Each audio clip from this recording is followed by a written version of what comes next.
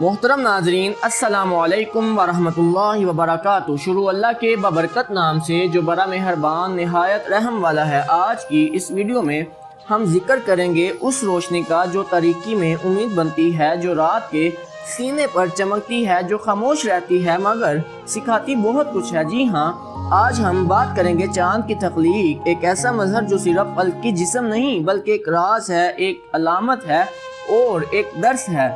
وہ چاند جو چپ ہے، سب کچھ کہتا ہے، جو رات میں جگنو بن کے بہتا ہے، نہ اپنی کوئی روشنی نہ کوئی صدا مگر سورج کے نور سے جگاتا ہے وفا۔ وہ چاند جو عاشقوں کا ساتھی ہے، دعاؤں کا راز اور آنکھوں کا آنسو بھی۔ وہ چاند جو نبیوں کا تذکرہ ہے، جو شب معراج کی گواہی ہے۔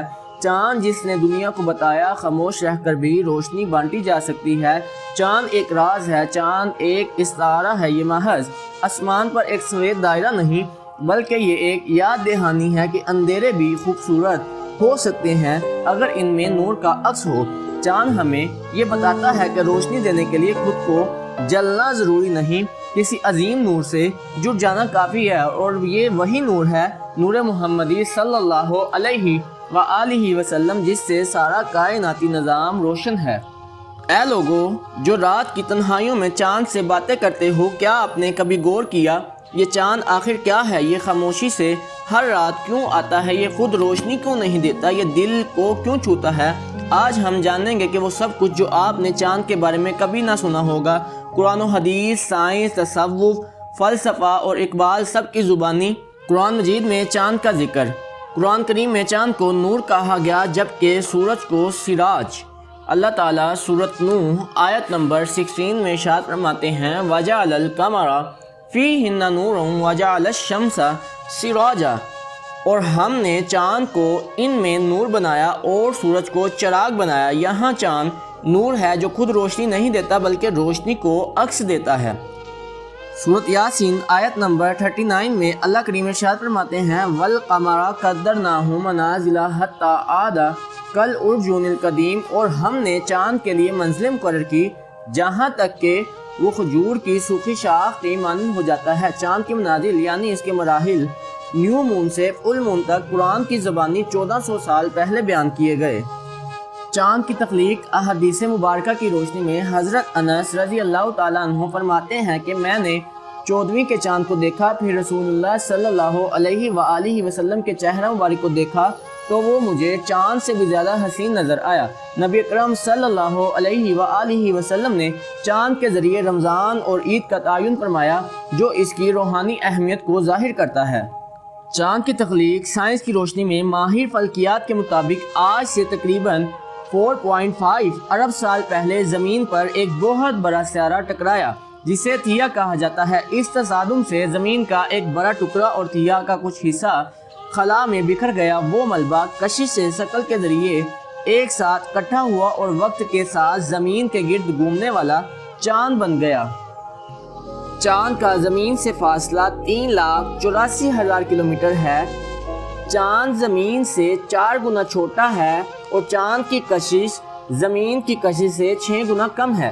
چاند زمین سے چھوٹا ضرور ہے مگر اس کا اثر زمین پر بہت زیادہ ہے۔ ناظرین، سوال یہ ہے کہ اگر چاند نہ ہوتا تو یہ کائنات کا نظام کس طرح کا ہوتا؟ مد و جزر ختم ہو جاتے، سمندر کی لہریں بے نظام ہو جاتی، زمین کا جھکاؤ بڑھ جاتا، موسم سخت اور غیر متوازن ہو جاتا، دن کا دورانیہ متاثر ہوتا، زمین کی گردش غیر متوازن ہوتی، راتیں مکمل تاریک ہو جاتی، انسانی زندگی پر نفسیاتی اثرات پڑتے۔ یعنی چاند صرف خوبصورتی نہیں، نظام زندگی کا ایک ستون بھی ہے۔ قرآن اور سائنس کا حیرت انگیز ربط۔ اللہ تعالیٰ قرآن مجید میں ارشاد فرماتے ہیں، اور ہم نے چاند کو ان میں نور بنایا۔ قرآن چاند کو نور کہتا ہے جو خود روشنی نہیں دیتا بلکہ دوسروں کا نور لوٹاتا ہے، اور یہی بات سائنس بھی کہتی ہے، the moon reflect the light of the sun. ناظرین، وہ باتیں جو زیادہ تر لوگ نہیں جانتے، چاند پر بھی زلزلے آتے ہیں۔ ناسا کے مطابق چاند کے اندر بھی زلزلہ نما جھٹکے محسوس ہوتے ہیں جو سورج کی حرارت یا کشش ثقل کے اثر سے ہوتے ہیں۔ ان جھٹکوں کو مون کوئکس کہا جاتا ہے۔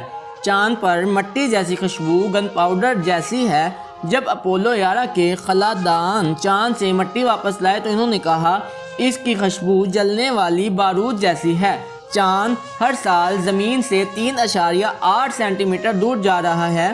چاند کے نیچے پانی کے آثار۔ ناسا کی تحقیق سے معلوم ہوا کہ چاند کی سطح کے نیچے برف کی شکل میں پانی موجود ہو سکتا ہے۔ چاند زمین کی گردش کو آہستہ کر رہا ہے۔ چاند کی کوئی فضا نہیں، اس لیے وہاں آواز نہیں پھیلتی اور آسمان ہمیشہ کالا دکھائی دیتا ہے۔ چاند انسان کے سونے، جاگنے اور جذبات پر اثر ڈالتا ہے۔ چاند کی اہمیت پر صوفیہ کرام کا نقطہ نظر کچھ یوں ہے۔